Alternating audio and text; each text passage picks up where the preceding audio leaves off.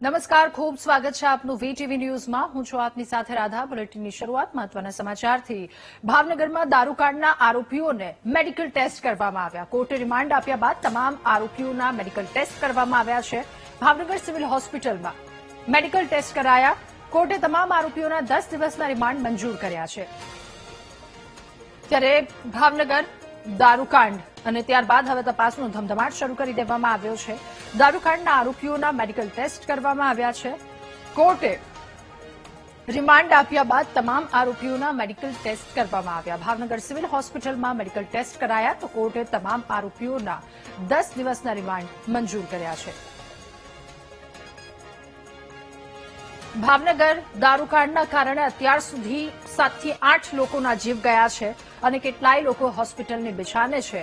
આ પ્રકારની સ્થિતિ કેમિકલવાળો દારૂ લોકો સુધી પહોંચ્યો હતો। જો કે હવે આ કાંડમાં આરોપીઓના મેડિકલ ટેસ્ટ કરવામાં આવ્યા છે। વધુ માહિતી મેળવીશું। સંવાદદાતા કિશન આપણી સાથે ફોનલાઈન પર જોડાયા છે। કિશન, ભાવનગરમાં દારૂકાંડના આરોપીઓના મેડિકલ ટેસ્ટ કરવામાં આવ્યા, શું વધુ વિગતો?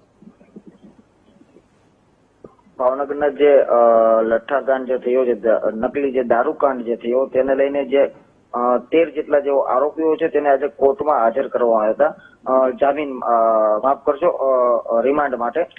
ત્યારબાદ કોર્ટે જે 10 દિવસના રિમાન્ડ જે આપ્યા મંજૂર કર્યા છે તેને લઈને પોલીસ દ્વારા મેડિકલ માટે ભાવનગરની જે સરટી હોસ્પિટલ છે ત્યાં લાવવામાં આવ્યા હતા અને તમામ આરોપીઓ જે છે તેમના મેડિકલ કરવામાં આવ્યા છે।